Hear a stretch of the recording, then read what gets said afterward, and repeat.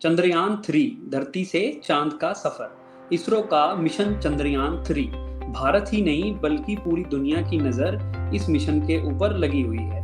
पिछली बार चंद्रयान 2 के समय हम असफल जरूर हुए, लेकिन हमारे प्रयास की तारीफ पूरी दुनिया में हुई। इस बार तारीख होगी 14 जुलाई और समय होगा 2:35 जब चंद्रयान 3 अपनी यात्रा शुरू करेगा। अपनी यात्रा यानी कि चंद्रयान 3 को श्रीहरिकोटा के सतीश धवन स्पेस सेंटर से लॉन्च किया जाएगा। लगभग 45 से 50 दिन की यात्रा पूरी करने के बाद चंद्रयान 3 चंद्रमा की सतह पर उतरने का प्रयास करेगा, यानी कि सॉफ्ट लैंडिंग का प्रयास करेगा और लैंडर रोवर को सफलतापूर्वक उसकी सतह पर उतारने का प्रयास। क्या है चंद्रयान 3? चंद्रयान 3 बेसिकली चंद्रयान 2 का एक फॉलोअप मिशन है। चंद्रयान 2 के माध्यम से भी प्रयास हुआ था कि विक्रम लैंडर को चंद्रमा की सतह पर सफलतापूर्वक लैंड कराया जा सके, यानी उसकी सॉफ्ट लैंडिंग टेक्निकल भाषा में इसको बोलते हैं, वो कराई जा सके। लेकिन किसी कारण हम असफल हुए और वो सक्सेसफुली लैंड नहीं हुआ। उसको टेक्निकल टर्म में हार्ड लैंडिंग बोलते हैं। तो यानी पिछली बार चंद्रयान 2 की जो हार्ड लैंडिंग हुई थी, इस बार उसी को चंद्रयान 3 की मदद से सॉफ्ट लैंडिंग कराने का प्रयास किया जाएगा। और आपने वो पिक्चर्स भी देखी होंगी जब भारत के प्रधानमंत्री जो इसरो के चीफ हैं के सिवन उस समय उनका हौसला बढ़ा रहे थे, क्योंकि वो चंद्रयान 2 के असफल होने से थोड़े। कितना अलग है चंद्रयान 3 चंद्रयान 2 से? चंद्रयान 2 में लैंडर था, रोवर था। लैंडर यानी कि जो लैंड करेगा सतह के ऊपर, रोवर यानी कि जो सतह के ऊपर चंद्रमा की चलेगा, और नंबर तीसरा उसमें ऑर्बिटर था। चंद्रयान 3 में प्रोपल्शन मॉड्यूल का इस्तेमाल किया गया है। प्रोपल्शन मॉड्यूल लैंडर रोवर को चंद्रमा की सतह पर छोड़कर चंद्रमा की ऑर्बिट में 100 किलोमीटर ऊपर जाकर चक्कर लगाता रहेगा, जिसको कम्युनिकेशन के लिए इस्तेमाल किया। इसरो ने चंद्रमा के दक्षिणी ध्रुव पर पिछली बार भी चंद्रयान 2 को उतारने का प्रयास किया था, और इस बार भी उनका प्रयास चंद्रयान 3 को दक्षिणी ध्रुव पर उतारने का होगा, जो अभी तक बहुत ज्यादा। चंद्रयान 3 का लक्ष्य क्या है?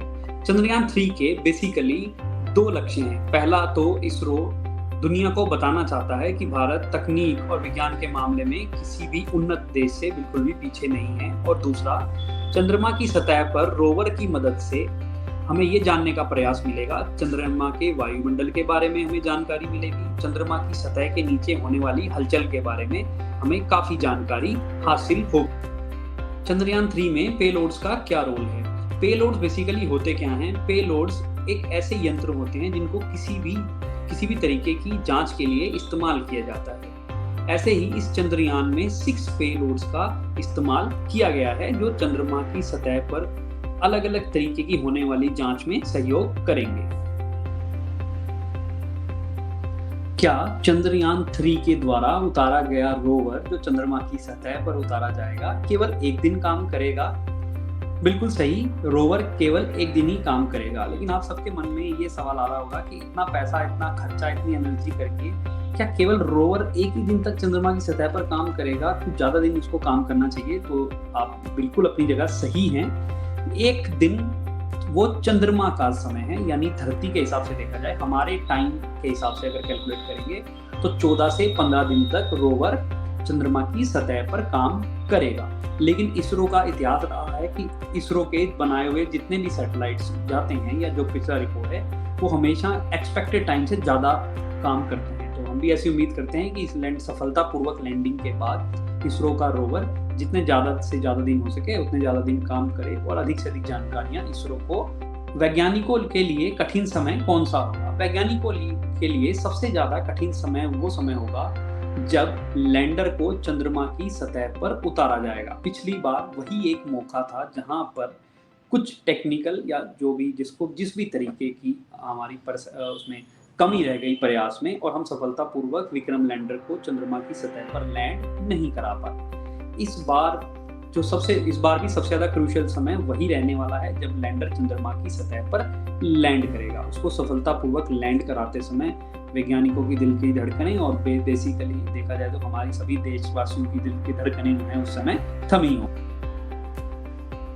कौन से ऐसे देश हैं जो इससे पहले चंद्रमा पर सॉफ्ट लैंडिंग यानी अपने लैंडर को उतार चुके हैं और रोवर को सतह पर चला चुके हैं? तो ऐसे कुछ देश, उनमें यूएसए, चाइना, सोवियत यूनियन यानी कि रशिया है, जो ये काम पहले कर चुके हैं। और अगर प्रोबेबिलिटी की बात यानी संभावना की बात देखी जाए कितनी है, तो 52% के आसपास संभावना है इस मिशन के सफल होने की। और अब तक टोटल 38 बार यानी 38 टाइम रोवर को सतह पर चलाने का, इसी उम्मीद के साथ कि चंद्रयान 3 मिशन काफी सक्सेसफुल हो। नमस्कार।